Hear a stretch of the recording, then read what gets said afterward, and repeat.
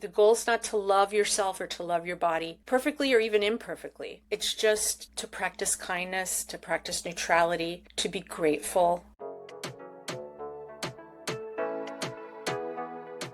Hola! Welcome to Sana Sana podcast. I'm your host, Eileen Lopez Tomei. I'm a first-generation Cuban-American woman, breast cancer survivor, and mother of 5. I'm also a certified professional coach. Sana Sana is dedicated to you, Hispanic and Latina breast cancer survivors who've always been the strong ones and now feel lost in their identity after cancer diagnosis. Every week, I'll be sharing the foundation of my ecosystem of healing coaching process, which I use to help my clients restore trust in their bodies, release perfectionism, advocate for themselves, and live from a place of healing and peace rather than survival. Tune in to hear my real-life experiences, carving a new path for myself after remission, but helping my coaching clients carve a new path for themselves too. Hello, Sister Survivor. Welcome to episode 13 of Sana Sana.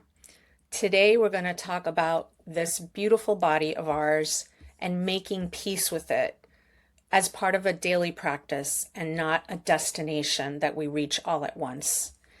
And I want to start today's episode with a story taking us back to about a month before my surgery, my cancer surgery, my bilateral mastectomy, and how I took some time to remove myself to a private spot in my bathroom and stand there alone, thinking about the upcoming surgery and feeling that it was important that I acknowledge not just what was about to happen, but everything that my breasts had given me across the 46 years of my life to that point. And so I embraced myself, I hugged myself, crossing my arms across my chest, and I thanked my breasts. I thanked them for everything they had done, for nursing my babies, for being a part of this body that had carried me through those 46 years of life. And the irony, I guess, or the funny thing is that I had never considered my breasts particularly beautiful, especially after nursing 4 babies. But in that moment, I was overwhelmed with gratitude for everything that they had done for me and for my children. And then I just let them go. If you're a Latina woman, a first-generation daughter, a breast cancer survivor, you've likely been in some sort of battle with your body way before your cancer diagnosis. That battle may have started even before you were old enough to name it. And then cancer came along and added a whole new front to this battle that you were already probably exhausted from fighting. If not physically exhausted, mentally exhausted. So today we're going to trace the full arc of where this battle could have started or probably started, what a cancer diagnosis added to it, and what making peace actually looks like 10 years out. And I'm going to talk to you today not as someone who has arrived, someone who's in complete Zen peace with her body, but as someone who's still practicing every day. Because making peace with your body is not somewhere that you arrive at. It's not a final destination. It's a daily choice and a daily practice, and some days it's easier than others. And I want to just pause here and say, if you're a survivor who's still at war with your body or who has never been given permission to stop fighting it, that is some of the most important work that I do with survivors. Please book a free discovery call at paperbell.me/Eileen Lopez Tomei and let's talk. The link is in the show notes. So where did my battle with my body start? I remember my mom telling my sisters and I stories of course, the beautiful beaches in Varadero, Cuba, that she and her family would visit. And part of the stories was, I guess you would say typical like teenage girl or young woman stories about being self-conscious, how you looked in your bathing suit. But specifically, my mom would say how she never quite felt thin enough, or how, she had a particular cousin who was very curvy and didn't feel comfortable in her bathing suit or in her own body, and how often she and her cousins would diet before their beach vacation so that they would look slimmer in their swimsuits. And that kind of, not a fear particularly, but pensamiento is how I would say it in Spanish. That kind of thought, I guess, or those thoughts lived in the women around me, not not just of being overweight, but of looking fat. And underneath that fear, if I name it honestly, there's this fear of rejection. Rejection by society, by your group of friends, by your own family. And I feel like there's this cultural double bind here, and it was very confusing growing up. You're either not eating enough, and by extension, you're either sick or there's something wrong with you, or you didn't like your mother's cooking, or you're eating too much and we're going to get fat if you kept it up.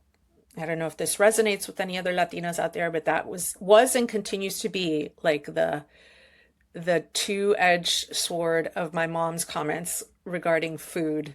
You're not eating enough. You're getting too thin. Watch your mouth. You're gaining a little weight. And they didn't know better. It was well intended. I think it was primarily, for my mom at least, coming from a place of health, right? From the time that you're a baby, it starts with like fat babies are healthier, right? And then it's so funny because as you grow up, especially as a woman, then thinness is the ideal. But this early obsession with food, even if it wasn't intended to create an obsession with food, it didn't leave a good impression on me. And I'm sure that on a lot of Latina women like you out there. So thin girls were attractive and popular, but you also had to have curves. That was the other thing. I remember my mother saying, your grandmother, oh my gosh, her legs, you have legs like her, thank goodness. Full calves and thick ankles. So there were these competing ideals, right? Thin made you attractive and popular potentially, but you also had to have curves, hips, a small waist, and shapely legs. Thin but curvy, feminine but not too much, presentable at all times. And research confirms this kind of double standard, or this double bind is documented and widespread among Latinas. We're caught between the US thin ideal and the Latina cultural ideal of curvy yet thin, which leaves women feeling like they don't fit either standard. And according to one large study, almost 60% of Latinas experience body shape concerns. And I mean, I certainly saw this growing up, in addition to in my own home with my sisters and myself. I have a beautiful cousin who was always on the thicker side. And my mom, my grandmother, my aunt, her mom would fret about her weight, and not in private. Like they would fret about her weight in public, in family gatherings, sometimes in front of her, sometimes shaming her or her body parts, seemingly joking. And I'm sure that's not unique to my family. As a matter of fact, I know it's not unique to my family. And there's research, again, that documents that in Latino culture, comments about bodies are often shared without regard to their impact. It's simply our cultural norm to speak unfiltered about these things. And there's a jokiness that's attached to it, which I think is meant to convey that it's coming from a place of love, but it can still land hard. And we have to acknowledge that the harm is real, even if the love is real, which it is, right? There's nothing but love in my family and in my extended family. We all love each other very much. And if I'm being honest, these conversations that the women in my family had about my cousins, about each other, about us and our weight, and whether we were eating enough or not too much, or exercising or not exercising, were coming from a place of concern. I mean, they were doing the best based on what they knew and what they themselves were taught or what they absorbed from the culture. So both things can be true, that this could be harmful and that this could also be coming from a place of love. So I want to share another story with you. Until about the age of 13, 14, I was a huge tomboy. I was very athletic. I felt very strong in my body. I was really proud that my body could play football, could keep up with the boys, could run the softball bases. I played softball, I played volleyball. I was a cheerleader.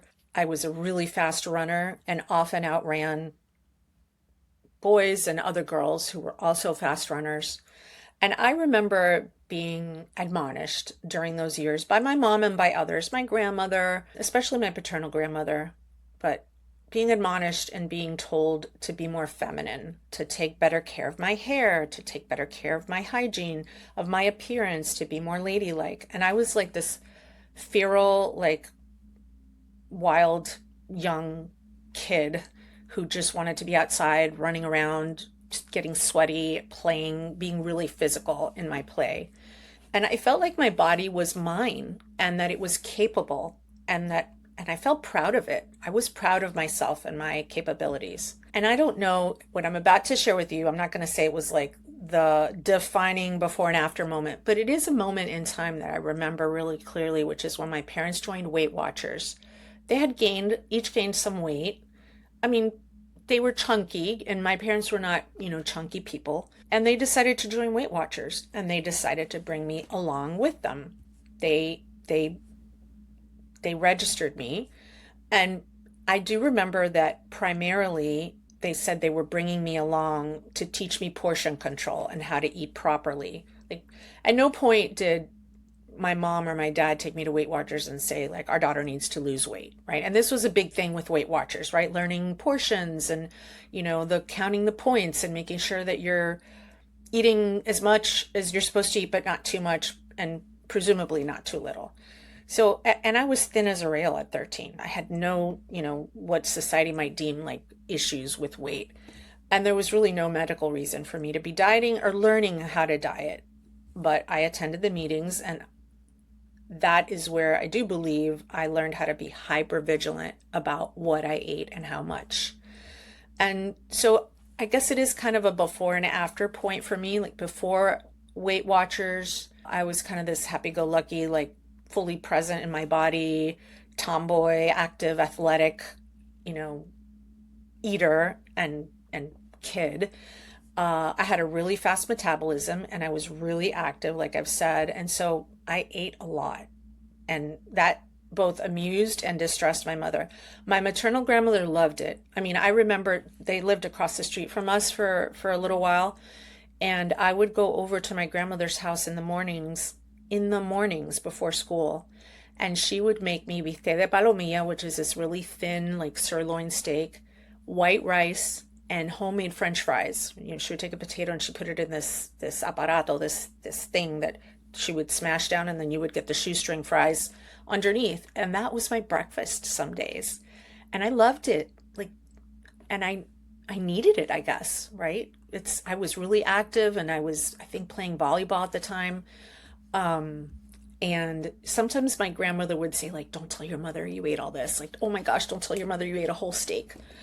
And after Weight Watchers, I feel like I began to think about food different. Like, I just began to look at the plate and go, is this the right portion? Is this the right amount? And I started monitoring and judging food and myself and probably others based on what I learned there. And like I said, my parents weren't trying to harm me. They never said that they were taking me to Weight Watchers because they felt like I had to lose weight. They were caught in the same impossible standard that had been handed to them and packaged as health, right? They needed to be healthy. They needed to be concerned about their health. And they bought into that story that kids and people had to be taught to eat properly. And I'm not sure, but I also think this had to do with the disconnect from their homeland. My mother grew up on a farm, for goodness sakes. There were lots of fresh vegetables that my grandmother grew. There was lots of fresh food. It was always available. My grandmother had a chicken coop. So if they ate chicken, it came from my grandmother's chicken coop. And, when my mom and my dad got here, they were presented with lots of processed and convenience food options. And, in the first few years after they got here, that's what they could afford. And so there wasn't as much accessibility to fresh foods. And Yeah, there wasn't always enough food in those early years after my parents got here from Cuba, and my parents were too proud to accept assistance of any kind. So, well intended or not, and there whether there is a likely a good explanation for how this all came about, which I'm sure there is, this hypervigilance around food and my body took root and it grew. And I want to pause here and ask you, sister survivor, when did you first start looking at your body as something to fix rather than something to live in? Maybe not the exact year or age, but do you remember the feeling when you first had that feeling? And what was the first moment that you remember your body feeling like a problem? For me, it was that 13 to 14 age. So, what did cancer add to an already complicated battle? I call this era of my life that we're about to talk to or about the diet culture years. And it's around my late 20s and early 30s. Really, probably more my early 30s because it was after I had my third and fourth babies that my body changed. I was older. I had my first two kids when I was in my really early 20s, and my body, bounced back, if you will. But in my 30s, my metabolism had slowed a little bit, and I gained much more weight during my pregnancies, and the weight stayed on after my pregnancies. And I was told this was a problem by doctors, by my mother, by, culture. And so I started to diet. I went back to Weight Watchers. I would lose the weight, then I would gain the weight. I tried all kinds of, unfortunately, all kinds of diets and fad diets, gaining, losing, gaining again. I went to the gym. I mean, like I said, I've always been active and I've always loved to move my body and to feel its strength. At around this age is where I remember starting to go to the gym as a form of punishment almost. I wasn't thinking of it that way at the time, but it was like, oh, I ate too much over the weekend. I need to go work it off. And I'd do like a brutal cardio session. Or if I was about to eat a lot for an event or, an upcoming wedding or party or something, then I'd step it up at the gym so I could burn calories in advance. Or, and I hate to even say this now, I would skip meals on the day of, right? I'm going to save my calories for X, for dinner tonight or for this event tonight. I had disordered eating, really. And when I was diagnosed with breast cancer, I was caught in that mess of diet culture without realizing how harmful it was, or even that it was part of my culture and not the right way to manage weight and eating. And it was not only harmful to my body, but also to my psyche. And underneath all of this, I already felt like I had been at war or in a battle with my body for years. And I was tired of it, which is part of the reason why the battle metaphors for cancer didn't fit for me. And I named this in episode 12. Hopefully you listened to it. I didn't want to now deepen or intensify that battle that I felt like I had been fighting my whole life. So when cancer arrived, I made a choice. I was not going to be at war with this body. I was going to be in relationship with it. And that was not a simple or easy choice. It was a decision that I made in the middle of fear, confusion, and just honestly exhaustion. But it was mine, my body, my decision. And so that's where I was about a month before surgery when I stepped aside into my bathroom, locked the door, and had this little ritual moment where I crossed my arms across my chest and thanked my breasts. And rituals have always been important for me. They've always been a way to process, to honor, to grieve, to celebrate, probably because of my Catholic faith and how prevalent or how central rituals are to the practice of my faith. It's just, they've always been the way that I process things. And, I thanked my breasts that day, not because I had, like I said, always considered them beautiful, because I had not, but because of what they had done for me, for my children, yeah, the way they had supported me and my body up until that point. And same with the half marathon that I, finished just days before my surgery. I feel like that was another ritual that helped me to invoke physical and spiritual strength for what was coming. And what was coming wasn't just surgery, right? It wasn't elective surgery. I made an Instagram post over the weekend or at the end of last week, and like four breast cancer myths that needed to be busted. And one of them is that having mastectomy and reconstruction is like having a boob job, like plastic surgery, which it is not at all. It really is more like an amputation. That's really the right word to use. And that's what it felt like. And contemplating that, I felt scared. I felt sad. And I also knew that with the size of the tumors in my right breast and that the cancer had already spread to some of my lymph nodes, that I really had no other choice, or at least that's how I felt at the time. I felt like I wanted to live, and if letting my breasts go was what living required, then I would let them go. But that knowledge did not replace the grief of losing my breasts. And that grief did not end with surgery. 10 years out, I'm still contending with that grief, not as deeply or as frequently as in those first months and years, but it's still there.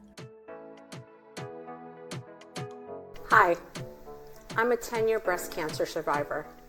And when I was diagnosed with stage 3 breast cancer, I hadn't had a mammogram in 4 years. I thought I could wait. I couldn't. For Latina and Hispanic women, breast cancer is the leading cause of cancer death, and we're often diagnosed later when it's harder to treat. But early detection changes everything. Today, the guidance is simple. Start mammograms at 40 and don't skip them. And while self-exams aren't a replacement, knowing your body helps you catch changes sooner. So if you've been putting it off, this is your sign. Schedule the mammogram. Know your body. Advocate for yourself, because your life is worth that appointment. And I want to talk about the reconstruction, because at the time that I had my bilateral mastectomy, I was lucky enough to have reconstruction in that same surgery. I had implants. And so I don't think I'm unique in calling my new boobs foobs, because they're fake boobs. So reconstruction went well. I was very happy with my foobs, but the reality of a reconstructed body, especially in middle age, I think, is one that I think cancer survivors rarely hear described honestly. So the perkiness of my foobs does not match the rest of my 56-year-old body. The rest of my body was impacted by chemo and 10 years of aromatase inhibitors, and the mismatch is real. And sometimes it's funny, and sometimes I'll put on a piece of clothes and like the top will look really great, or sometimes it won't fit really well, but it's like the top half of me looks like a 30-year-old or, a perky mid 30-year-old woman. The rest of me, not so much. And that's okay. It's hard sometimes, but I laugh to myself sometimes when I look at myself in the mirror. I chuckle. And I think, well, this is my body, and I'm still here 10 years later. So I'm grateful for that. I think this is a good point to talk a little bit about identity again. We touched on it, at the beginning, the Latina culture, and losing my breasts. Gosh, this is kind of complicated. I don't know if I can fit this into like a podcast soundbite, but not that you need breasts to feel feminine. But particularly in my culture, I think there are certain things, right, that mark our femininity, our hair being one of them. So losing my hair was really very hard. And our breasts and our curves being the other, right? And your breasts add to your curves as a Latina woman. So in those months after my bilateral mastectomy, I wasn't just grieving the loss of my breasts, but also grieving the loss of that part of my identity, I also identified really strongly. I think this is really at the kind of root of what I wanted to say. Because I breastfed 4 of my 5 kids, I guess I identified really strongly as like with the mother archetype. Like, I'm a mother of 5. I breastfed my most of my babies. That's part of my identity. That was part of my identity. Even though at the time I was diagnosed, I was done breastfeeding and done having babies, but I had just finished breastfeeding my then 3-year-old. Like, maybe I breastfed him till he was 1. So it wasn't that long before my breast cancer diagnosis that I had been relying on my breast to feed my baby. So yeah, I just wanted to mention that, to name that when you go through a mastectomy, whether it's a bilateral or unilateral mastectomy, you're not just grieving the loss of your breasts, you're potentially grieving the loss of your identity, whatever in whatever way your breasts are all tied into your identity as a woman, as a mother. Yeah, and was there anything that surprised me about coming out on the other side of that grief? I think the humor is maybe what surprised me the most. The fact that I got to a point where I could laugh at like the mismatch, and just kind of shrug my shoulders at it, right? So let's see, we've talked about culture and family experiences and diet culture and being at war with your body. And I wanted to also talk about what the medical system added to this experience, right? It added its own layer of complexity to this being at war with my body when I got diagnosed, and diet culture and all that. And for me, particularly, the way that this layer was added is that my oncologist, who I love and who saved my life, and who is also very much into the latest science and studies and research on health and wellness and the impact of diet on, particularly on her breast cancer patients. You know, one of the early appointments that I had with her, she spent so much time with us and answered all of my questions and my husband's questions. And I think my sister, who's a registered nurse, came with us so we could have like a third pair of ears there. And she was so patient. And at a certain point in the appointment, she pulled up a PowerPoint presentation about food and recommended some documentaries about, the food industry, and, you know, gave us some statistics about like diet and drinking alcohol and, the impact on potential recurrence of breast cancer. She, encouraged, like any good doctor would, like, decrease the amount of red meat that you consume, try to increase the amount of fresh vegetables that you consume, whole foods. And, she kept a close eye on my weight for not so much because of the fear of gaining weight, because most cancer patients who go through chemo do not gain weight. She was keeping an eye on my weight to make sure that I wasn't losing too much weight. But, that I had that complicated relationship already with diet and weight and my body. So I didn't push back. Now that I know more about intuitive eating and about diet culture, I wish I had. I remember feeling a little squirmy talking about like pursuing a particular diet during cancer, but I was also grateful to be hearing this information from my doctor, because I think, as I've spoken about in other episodes, I got a lot of really well-intended advice, like you should do the keto diet and you should starve the cancer cells by not consuming any sugar, and from well-meaning but not necessarily expert people. So I didn't push back, right? Because she was my oncologist. She was the person who was going to save my life. She was in charge of my treatment. And as I've named before, the default, particularly in Latino and Hispanic culture, is the doctor is the expert.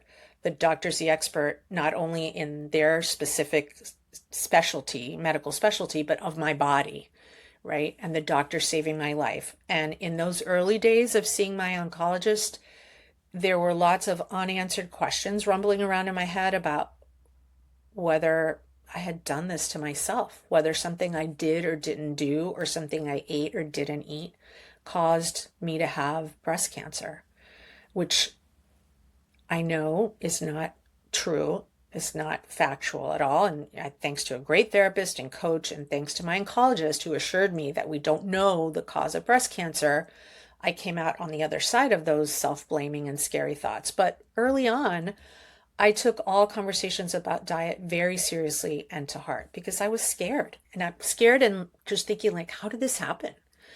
So even when the conversation was triggering an already complicated relationship with my body and with food, I didn't push back.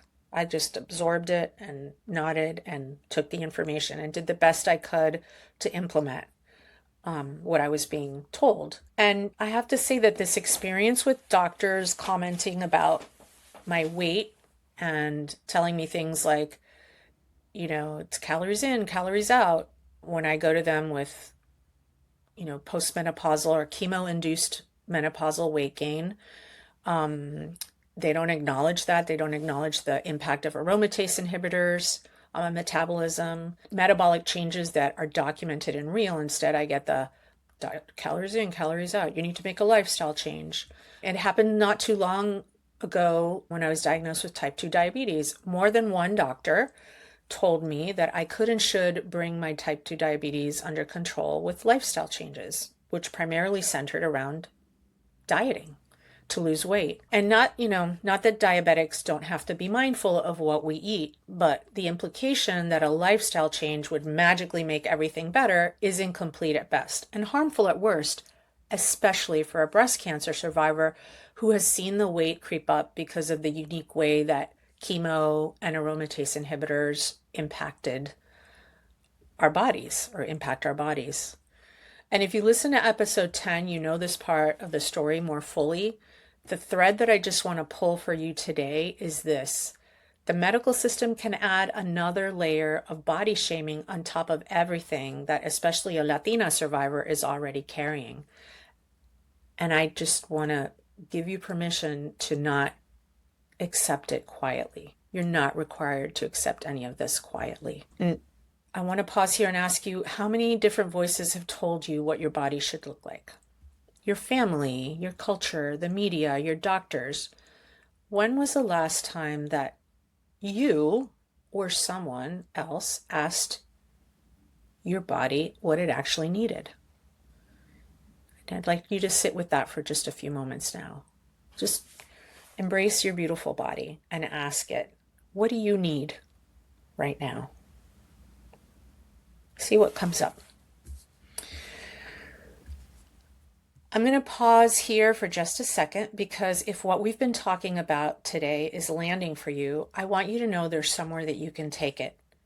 If you're a cancer survivor who's always been the strong one and you're quietly wondering who you are now that everything has changed, you don't have to figure that out alone. I'm a breast cancer and cancer survivorship coach and fellow survivor, and my coaching practice exists for women exactly like you. If today's episode is resonating and you're ready to go deeper, book a free discovery call at paperbell.me/Eileen Lopez Tomei. The link is in the show notes. Okay, now what making peace actually looks like on a good day and on a hard day. So making peace with your body and me making peace with my body is not looking at it with a critical eye.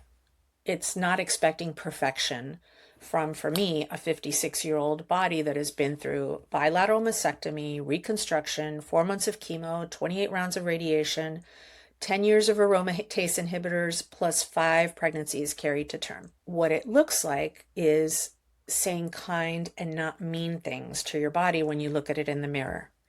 Learning to look with love and compassion, or at least with neutrality. I think for me that's been the big game changer, where I may not always be able to look at my body and say kind things to it, but I feel like I've gotten to a point where most days, if I'm even looking at my body, I can feel neutral about it. And that's a big win, right? Practicing gratitude is something else that I've incorporated into my daily practice generally, and also for my body, for what my body can still do and not for what it looks like. So I've tried to take the focus off of how I look. I am way far from perfect on this, to be completely transparent and honest, but I'm practicing. And that's the important part, right? Is that I try to focus on what my body can still do, even with its aches and pains, even with the osteopenia and all the things that come along with middle age and chemo-induced menopause and, the side effects of the aromatase inhibitors. And I mean, on a hard day, it's just walking back from that anxiety that rises up when I'm packing for a vacation. And, that vacation involves a bathing suit. Yeah, I love the ocean. I love swimming. I love the feeling of freedom that being in a bathing suit on the beach, in the sand, under an umbrella, in the water gives me. It takes me back to my childhood when we lived walking distance from the beach, and when I would walk to the beach almost every day during the summer with my grandfather, and when I got older, I'd walk to the beach by myself every day.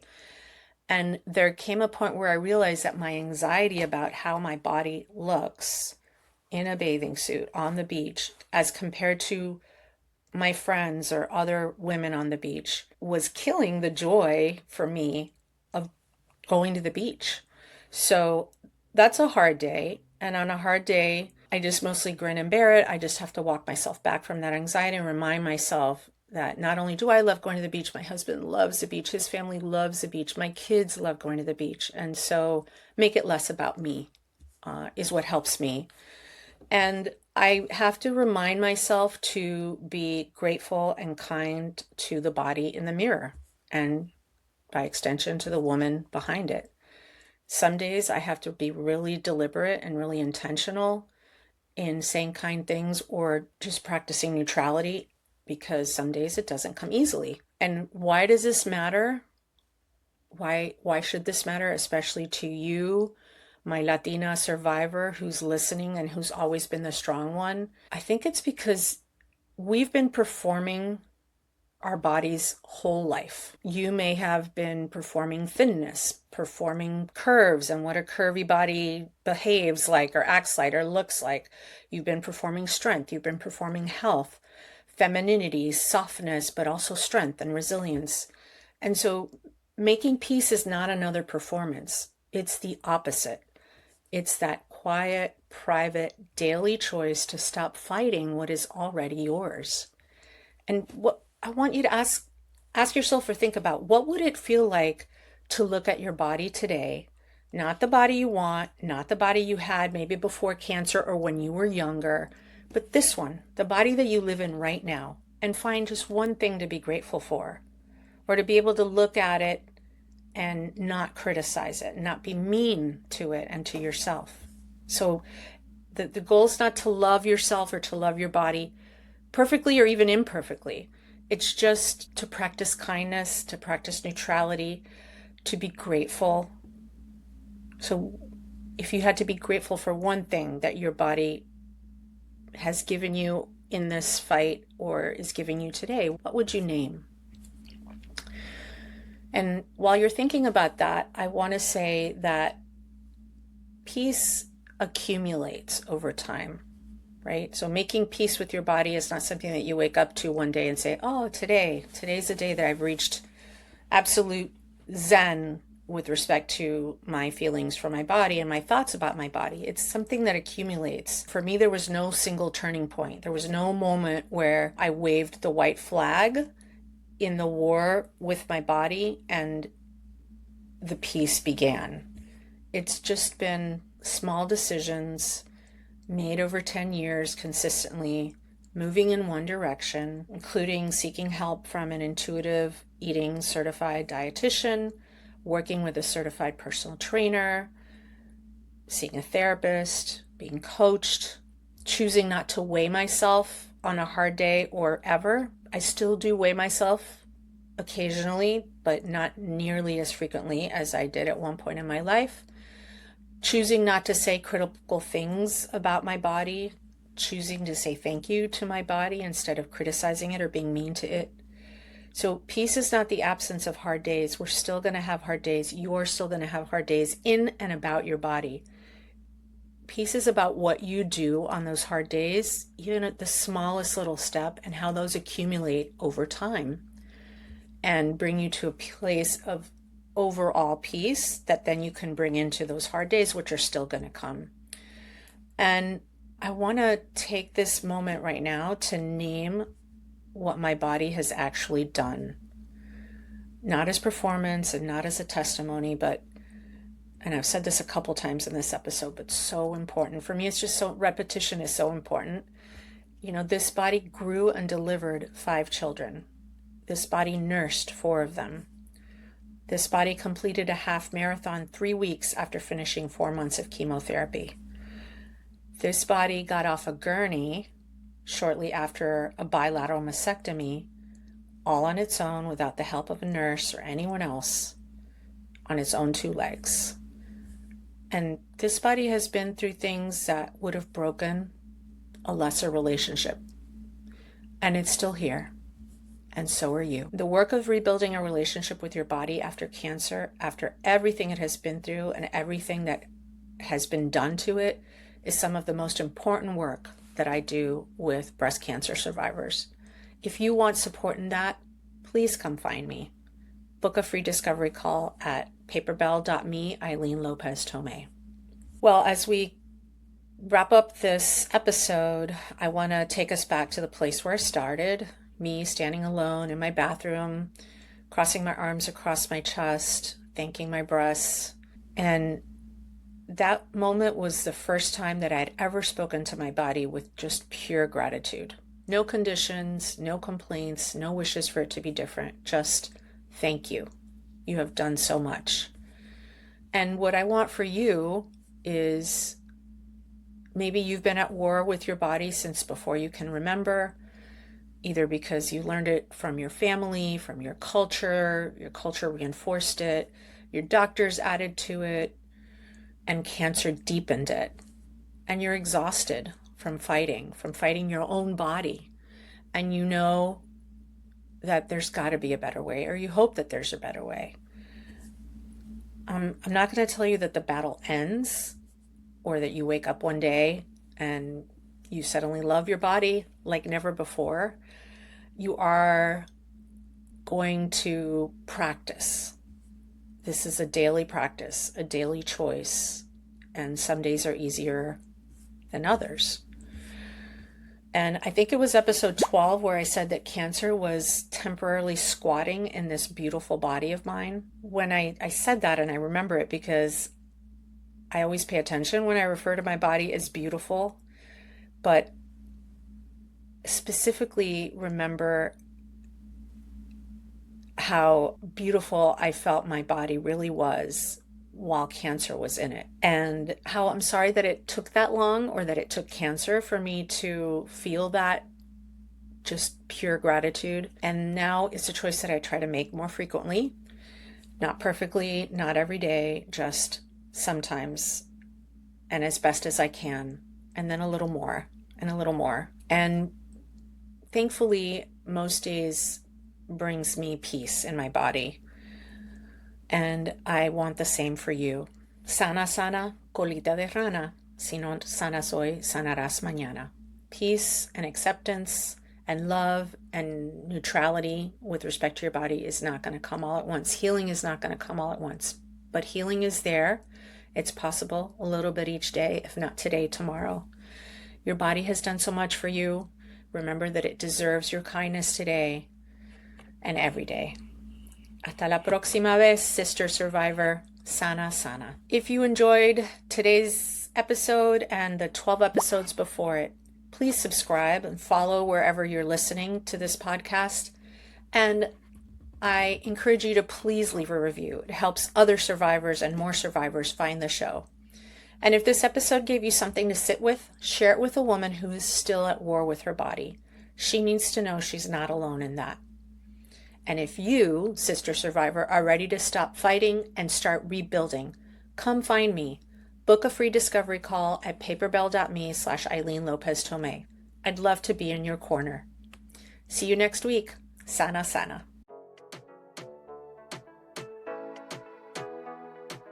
Thank you so much for listening to this week's episode of Sana Sana, the show that helps you heal and restore the parts of your ecosystem that were depleted after a breast cancer diagnosis.